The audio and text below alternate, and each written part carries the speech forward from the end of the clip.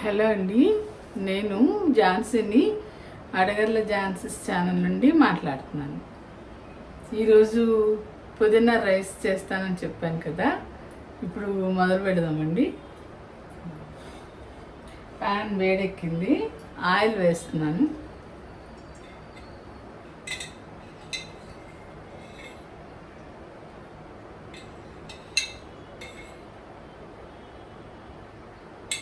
రెండు table spoon వేసానండి. అంటే ఇది గరిటె కొంచెం పెద్దది, దీంతో 2 వేసాను.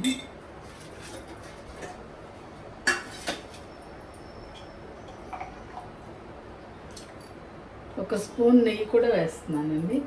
ఈ పుదీనా రైస్ వాటిల్లోకి కాస్త నెయ్యి ఉంటేనే బాగుంటుంది కదా, అందుకని నెయ్యి వేస్తాను.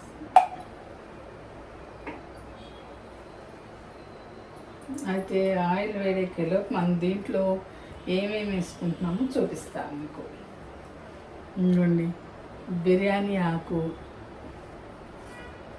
ఈ జాజికాయ అంటారు కదా అది,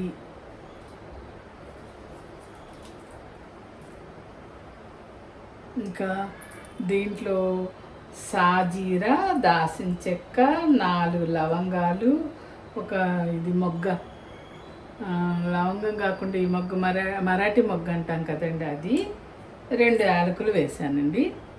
సాజీరా, లవంగాలు, దాల్చిన చెక్క, మరాఠీ మొగ్గ, జాజికాయ, బిర్యానీ ఆకు, ఇవి తాలింపులో వేయాలి.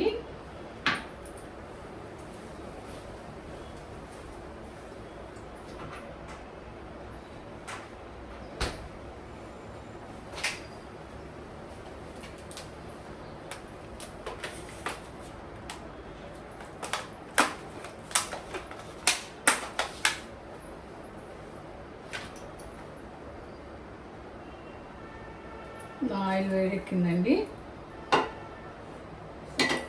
ఇవన్నీ వేసేస్తున్నా.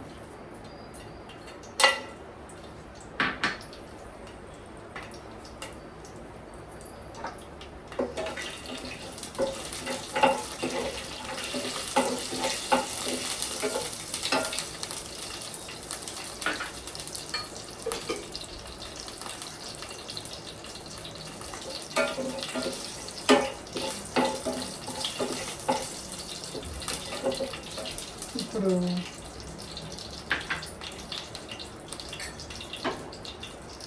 ఇదిగోండి ఇంగ్రీడియంట్స్ ఏమేమి వేయాలో. ఒక ఉల్లిపాయ కోసానండి, 4 పచ్చిమిరపకాయలు, ఒక ఉల్లిపాయ పొడుగ్గా కోస్తున్నాను, 4 పచ్చిమిరపకాయలు అన్నమాట.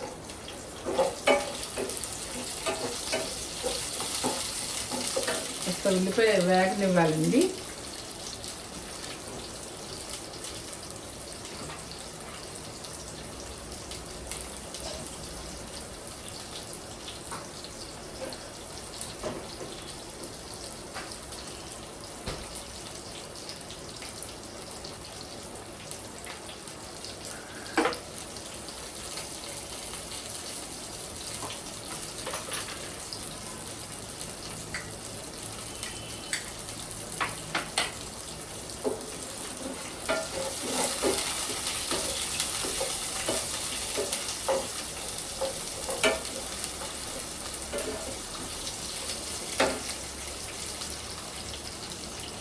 దీంట్లోకి ఏమేమి వేస్తున్నానో చూడండి ఒకసారి. ఇది ఒక చిన్న క్యారెట్, ఇవేమో ఒక 7-8 బీన్స్, ఫ్రెంచ్ బీన్స్ అంటాను కదండి, అది సన్నగా కట్ చేశాను. దీంట్లోకి ఇంకా దుంపలు, చిన్న బంగాళదుంపలు 2 కడిగి ఇలా నీళ్ళల్లో వేసి ఉంచానండి, అవి కూడా చూపిస్తాను.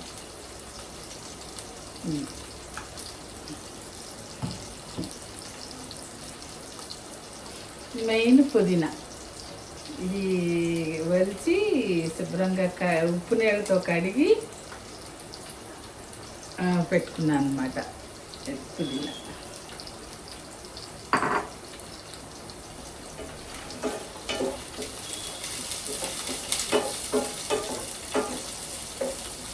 ఉల్లిపాయ లైట్గా ట్రాన్స్పరెంట్గా అయిందండి. ఇప్పుడు నేను ఒక గ్లాస్ బియ్యానికే చేస్తున్నాను ఇది రైస్. దానికి 1 స్పూన్ అల్లం వెల్లుల్లి సరిపోతుందండి, 1 స్పూన్. కొంచెం వేద్దాము, అంటే కూరగాయలు కూడా ఉన్నాయి కదా.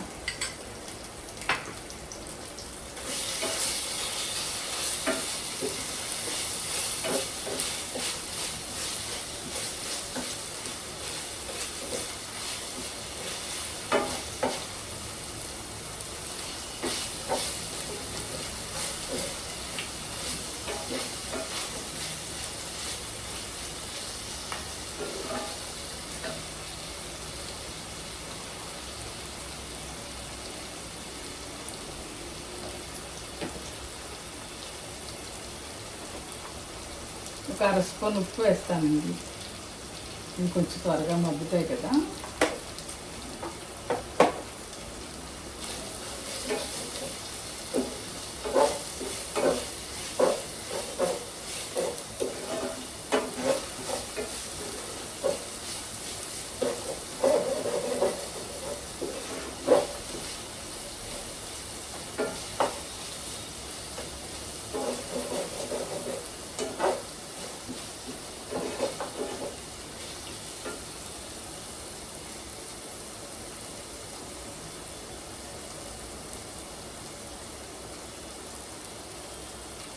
అయితే ఇలా పుదీనా రైస్ చేసుకున్నప్పుడు కొంచెం ఘాటుగా చేసుకుంటే ఇంకా వేరే కర్రీ అది ఏం లేకుండా రైతా నంచుకుని తినేయచ్చు అనమాట.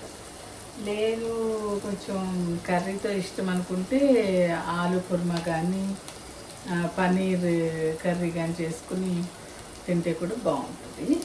దీంట్లో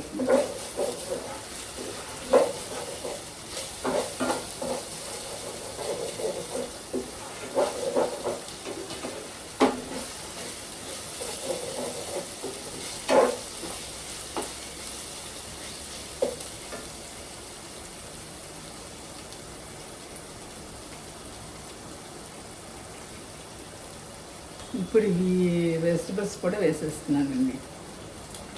క్యారెట్, బీన్స్,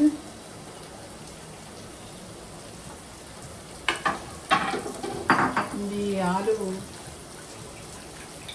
కడిగి పెట్టాను కదా,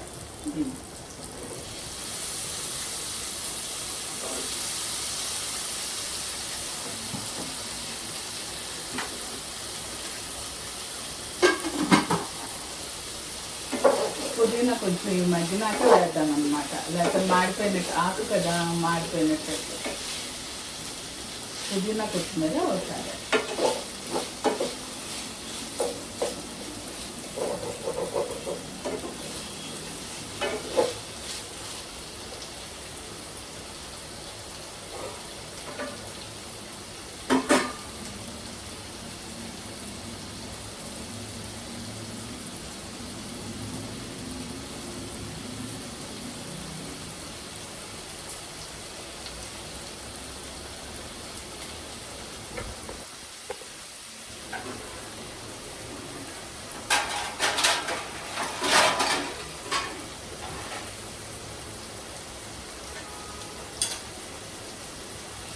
కొంచెం మూత పెట్టుకుంటే త్వరగా మగ్గుతుందని మూత పెడుతున్నానండి.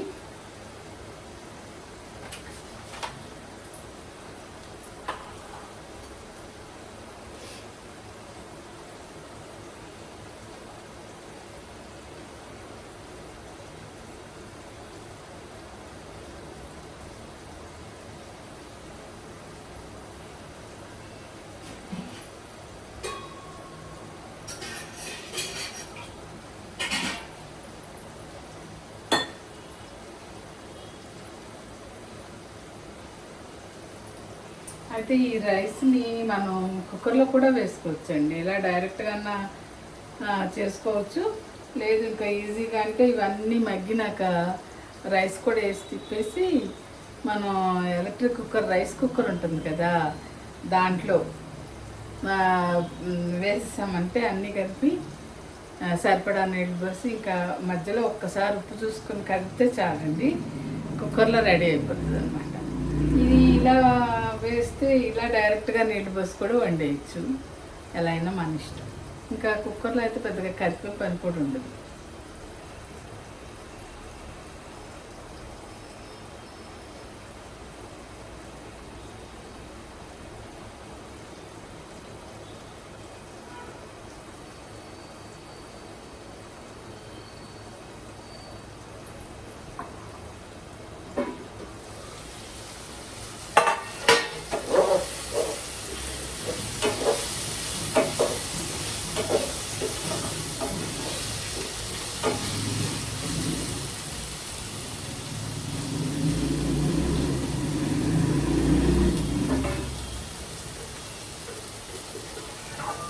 మగ్గాలండి.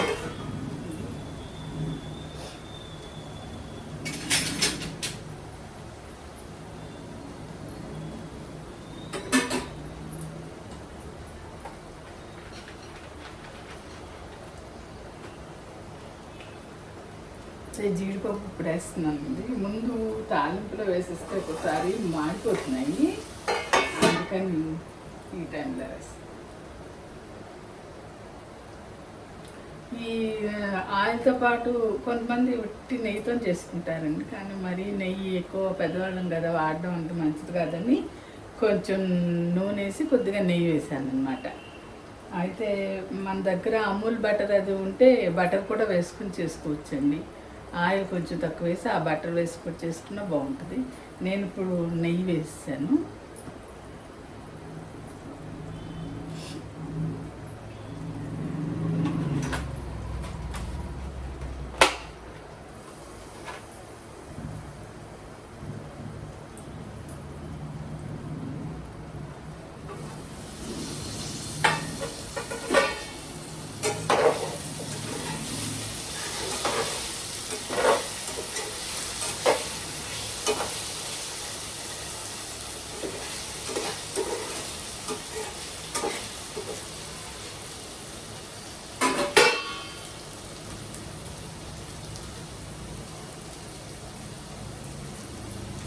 పుదీనా కూడా వేస్తున్నానండి ఇప్పుడు.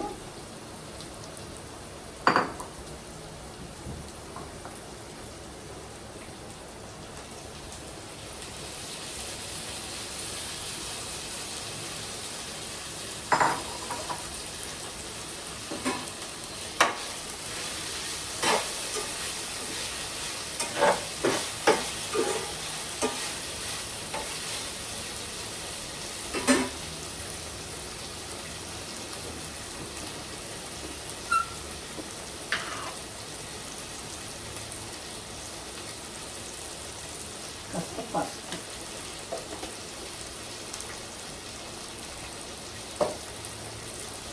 అయితే చాలామంది దీంట్లో కారం వేసుకోరు, నేను కొంచెం కారం వేస్తానండి. మాకు కొంచెం ఘాటుగానే కావాలి, కొంచెం వేస్తా, ఎక్కువ కాదు.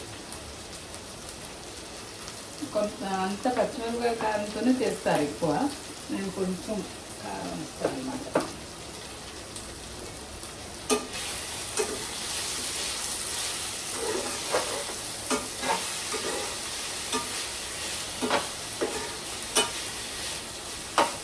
పుదీనా వేస్తున్న స్మెల్ చాలా బాగుంటుంది కదండి, బాగా వస్తుంది.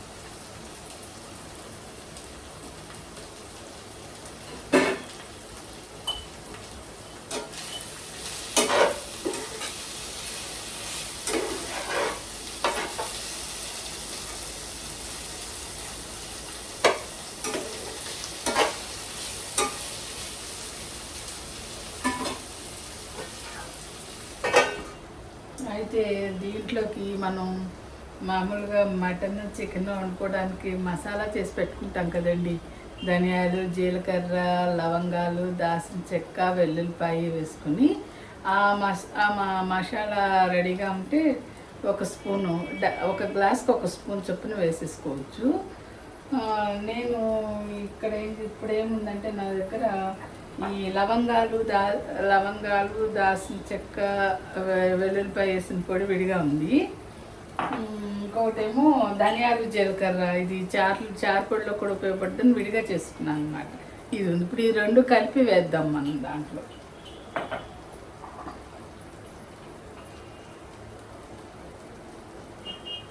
ఇలా ధనియాలు, జీలకర్ర పొడి చేసి పెట్టుకుంటే ఏమవుతుంది, ఇటు ఈ కర్రీస్లో వేసుకోవడానికి ఉపయోగపడుతుంది, మళ్ళీ చారు పొడి కావాలి కదండి.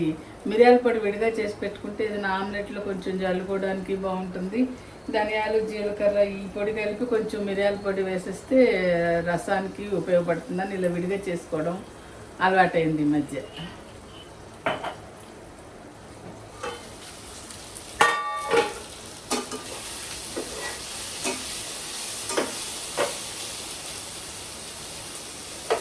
ఇదిగోండి ఇలా అంటే దుంప చూసారా కట్ అయింది అంటే మగ్గిపోయింది, ఉడికిపోయింది అనమాట. ఇప్పుడు దీంట్లో మనం ఇది కూడా వేసేస్తున్నాం. ధనియాల పొడి అది కూడా అన్నాను కదా, ఇది పెద్ద స్పూన్ అండి, ఒక అర స్పూన్ వేస్తున్నాను. అలాగే ఈ మసాలా కూడా ఒక పావు స్పూన్ వేస్తున్నాను అనమాట. ఇది లవంగాలు దాల్చిన చెక్కలు కదా, ఘాటుగా ఉంటుంది. మనం తాలింపులో కూడా వేసాము లవంగాలు, అందుకని సరిపోతుంది.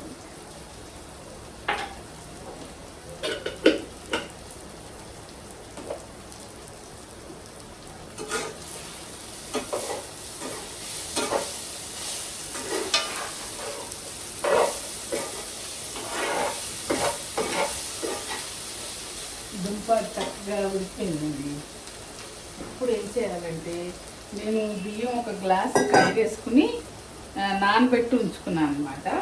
ఈ నీళ్ళు మనం వంపేసేసి ఈ రైస్ దాంట్లో వేసేయాలి.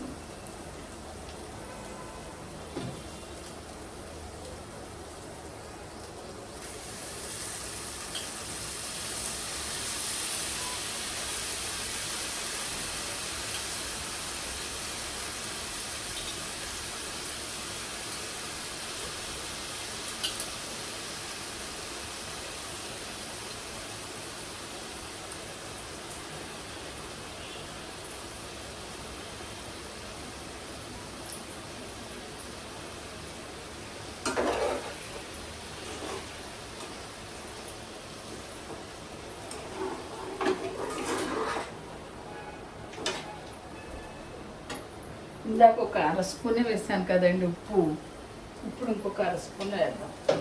గ్లాస్కి ఒక స్పూన్ దాకా ఉప్పు పడుతుందండి, అందుకని కావాలంటే మళ్ళీ చూసుకొని వేసుకోవచ్చు. ముందే ఎక్కువ వేసామంటే కష్టం అవుతుంది కదా. ఈ కొత్తిమీర కట్ చేసి పెట్టుకున్నాను అన్నాను కదా, అది ఇప్పుడు వేద్దాం. ముందే వేస్తే మాడిపోతుందని వేయలేదు. పుదీనా అయితే కొంచెం ముందే వేస్తానండి, అది వేయాలి, కొంచెం ఉడకాలి.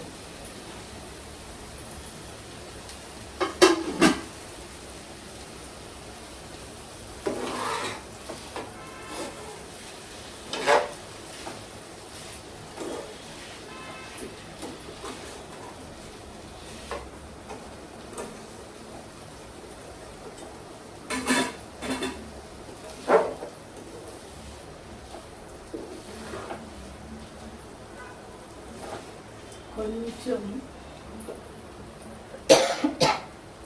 ఇలా బియ్యం వేసి ఇలా నూనెలో వేపడం వలన ఆ రైస్కి ఉప్పు కారం మసాలా అది బాగా పడుతుందండి. డైరెక్ట్ ముందు నీళ్ళు పోసే కంటే ముందు ఇలా చేయాలన్నమాట.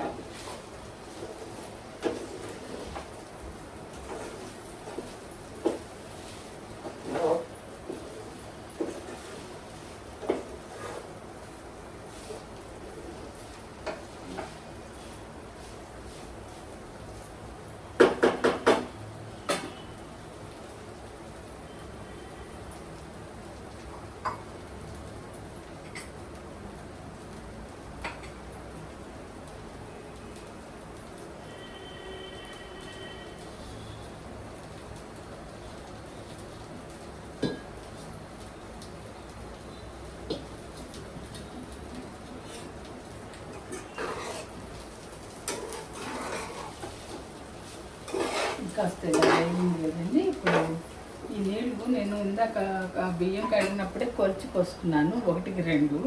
అంటే మనం రైస్ బాగా ఒదిగయ్యే రైస్ అయితే 1కి 2 పోయొచ్చండి. కొంత రైస్ కొంచెం తొందరగా మెత్తబడిపోతుంది, అలాంటి దానికి 1కి 1 ముప్పావే పోయాలి. ఇప్పుడు ఈ రైస్కి నేను 2 గ్లాసులు నీళ్ళు పోసేస్తున్నాను.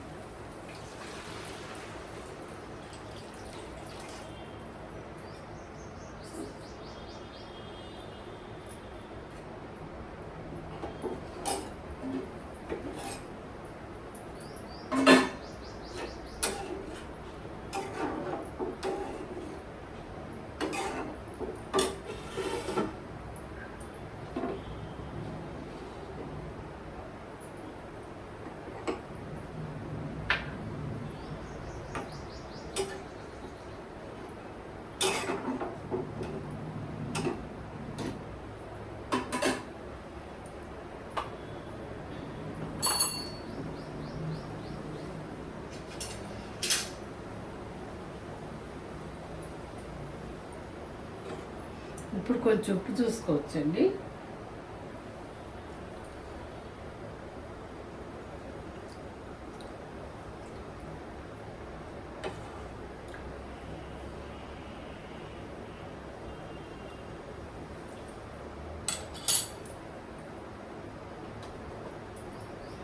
దాదాపు సరిపోయింది, ఒక్క చిటికెడు వేస్తున్నాను.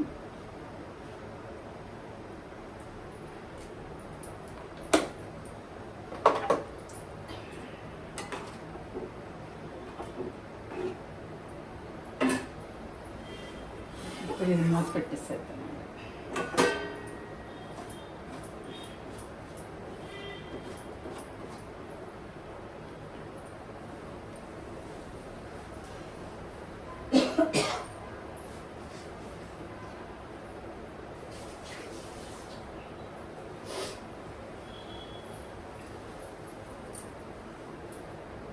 అయితే మనం ఈ రైస్లోకి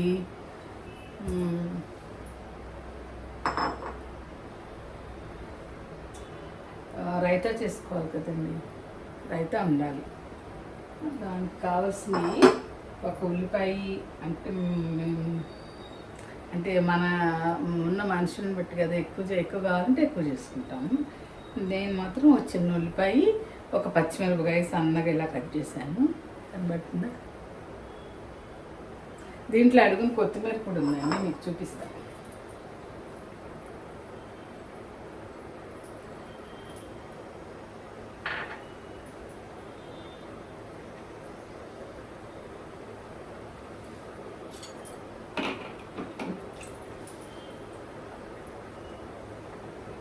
కొత్తిమీర, ఉల్లిపాయ, పచ్చిమిరపకాయలు, ఒక పచ్చిమిరపకాయ ఒకటే కట్ చేశాను సన్నగా, కొత్తిమీర. అయితే దీంట్లో కొంతమంది ఏం చేస్తారు, క్యారెట్ సన్నగా తురుమైనా వేసుకుంటారు, లేదు మన కీరా ఉంది కదండి, ఆ టేస్ట్ నచ్చాలి కొంతమందికి. ఆ స్మెల్ నాకు కూడా నచ్చదు, ఆ స్మెల్ అంటే రైతాలోకి నచ్చదు. కీరా కూడా సన్నగా తురుము కలుపుకుంటారు కొంతమంది, ఇంకా ఎవరిష్టం వాళ్ళదనుకోండి. మెయిన్ అయితే ఉల్లిపాయ, పచ్చిమిరపకాయ, కొత్తిమీర మాత్రం కంపల్సరీ ఉండాలండి. ఉప్పు ఎలాగో వేస్తాం కదా.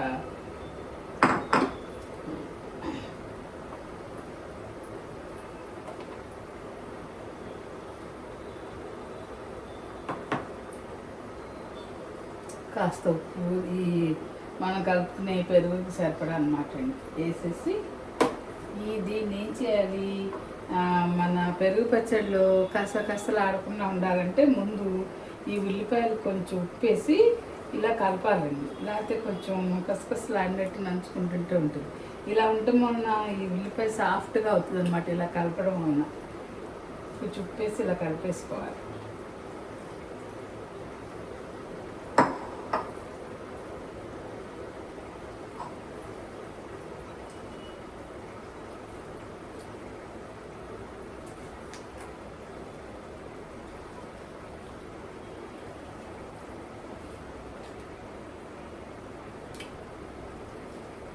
ఇంకా సన్నగా కోసుకున్న బాగుంటుందండి.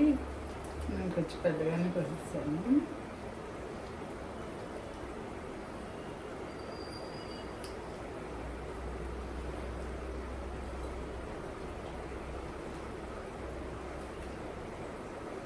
ఇదండి, దీంట్లోంచి ఇలా నీరు వచ్చి మనం ఇప్పుడు కలుపుతున్నప్పుడే మనకు అర్థమైపోద్ది, ఆ కసకసలు ఆడమే తగ్గిపోతుంది ఇలా ఇలా అంటున్నప్పుడే.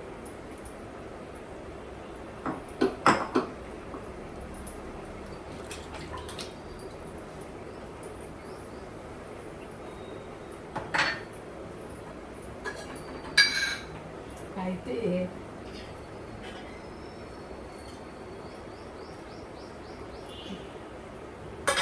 ఫస్ట్ నా దగ్గర ఉన్న పెరుగు కలిపేస్తాను, ఇంకొంచెం తోడుకోవాలి, తర్వాత ఇంకొంచెం ఎక్కువ కలుపుకుంటాను అన్నమాట. ఇప్పుడు ఉన్న పెరుగు కలిపి మీకు చూపిస్తున్నా. అది ప్రొద్దున తోడు పెట్టాను, ఇంకా ఉంది, అది తోడుకున్నాక మళ్ళీ కలుపుతాను అనమాట. అప్పుడు మీకు చూపిద్దామని ఇంట్లో ఉన్న కొంచెం పెరుగు ముందు దీంట్లో కలిపి చూపిస్తున్నాను.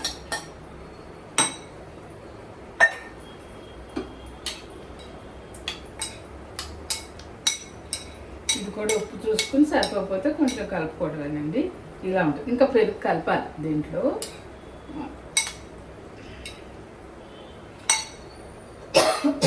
ఇదండి రైతా సంగతి.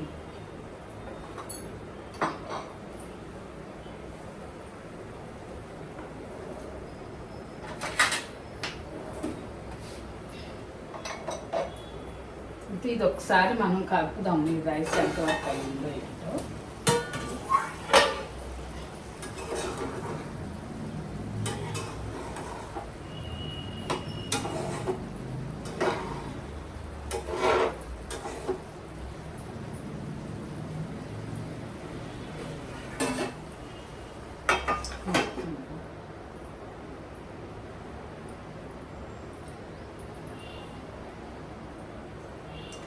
అయితే ఇంకొక టిప్ చెప్పాలండి మీకు. ఏంటంటే మనం మామూలుగా దోశల పిండి రెడీ చేసుకుంటాం కదా, అప్పుడు మినపప్పు బియ్యం కలిపి నానబెట్టేస్తాం. అలాగా కొంచెం ఒక స్పూను ఒక అర స్పూను మెంతులు వేస్తాం కదా. అయితే వెట్ గ్రైండర్ వాడితే అలా కలిపి నానబెట్టేసేసి వెట్ గ్రైండర్లో వేసేసుకోవచ్చు అండి. రాత్రిపూట నానబెట్టి పొద్దుటే వేసుకుంటే చాలా బాగా వస్తుంది కదా. కనీసం 4-5 గంటలు నానితేనే బాగుంటుంది దోశల పిండి. అయితే మనకు కొంచెం తక్కువే వేసుకోవాలి. మళ్ళీ ఇంత పెద్ద వెట్ గ్రైండర్ బయటకు తీసి ఆన్ చేయాలి అని అనుకున్నప్పుడు, ఆన్ చేయాలి అని ఎందుకు అంతది వాడాల్సి వస్తుంది అని అనుకుంటే మాత్రం తక్కువ పిండి ఉన్నప్పుడు అనమాట. ఏదైనా ఒక గ్లాస్ వేసుకుని చేసుకుంటాను సరే, అలాంటప్పుడు మనం మిక్సీలో కూడా వేసుకోవచ్చు. కాకపోతే ఏమవుతుంది, అలా వేస్తే పప్పు బియ్యం కలిపి నానబెట్టుకుని వేసేస్తే మిక్సీలో అట్టు అంత మెత్తగా రాదండి. మనం గ్రైండర్లో వేసుకున్నట్టు రాదు, కొంచెం గట్టి వస్తుంది.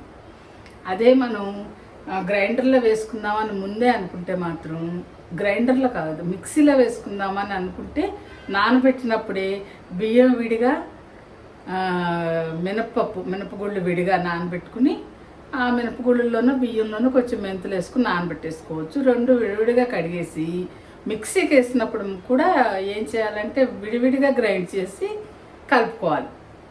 ముందు బియ్యం కానీ మినపగుళ్ళు కానీ ఏదో ఒకటి దాని తర్వాత ఒకటి గ్రైండ్ చేసుకుని ఆ రెండు కలిపి ఒక గిన్నెలో వేసుకుని కలిపేసుకోవాలన్నమాట. అప్పుడు మీకు దోశ గ్రైండర్లో వేసినట్టే వస్తుంది, మెత్తగా వస్తుంది.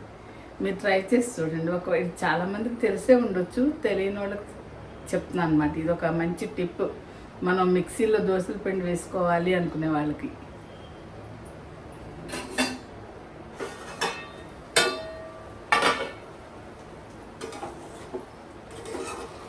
చూసారా, మన పులావ్ రైస్, మన పుదీనా రైస్ రెడీ అయిపోయిందండి. ఇంకొక 5 నిమిషాలు మగ్గిపోయింది కూడా.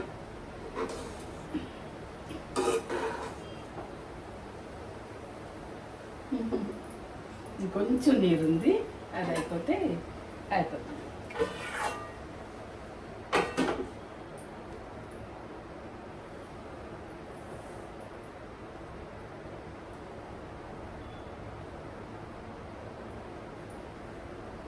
ఈ టిప్ ఎక్కడ మర్చిపోతానో ఈ దోశలు పిండిదని జాగ్రత్తగా గుర్తుపెట్టుకుని చెప్తున్నానండి మీకు. ట్రై చేసి చూడండి ఈసారి, ఎవరికైనా ఇది తెలియకపోతే.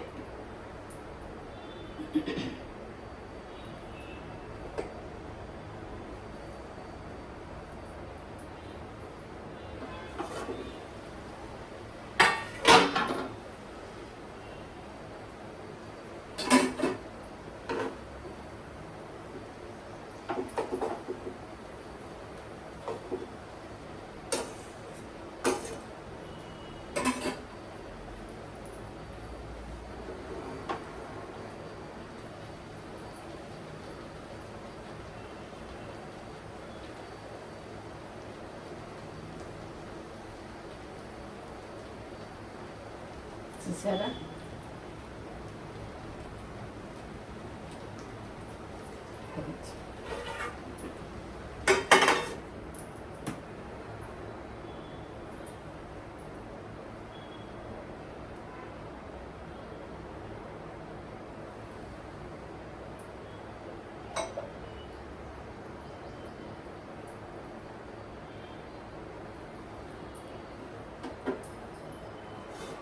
కేవలం కొంచెం కలుపుకున్నా ఆ వేడికి మగ్గిపోతుందండి. మరీ ఎక్కువసేపు ఉంచితే మళ్ళీ ఇలా మెత్తగా అయిపోతుంది అనమాట.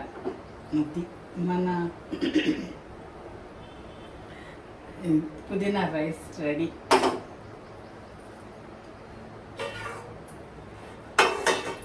ఓకే అండి, ఎలా ఉంది ఈ ప్రిపరేషన్ అనేది నాకు చెప్పండి. ఉంటాను మరి.